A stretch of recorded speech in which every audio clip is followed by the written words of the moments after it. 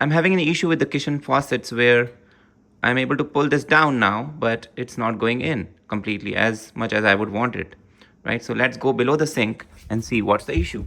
So this weight actually controls that tap, right? So whenever this weight, like whenever we pull this part, I'm just pulling it up, right? You will see this goes up, and then when I leave it, it comes down, but it's not able to come down as quickly as it should, right?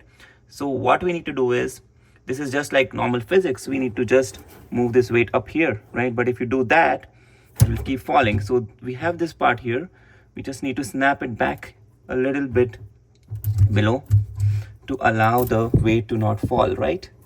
So let me do that. And I think the higher the weight is better, because that will kind of make it really snug, right?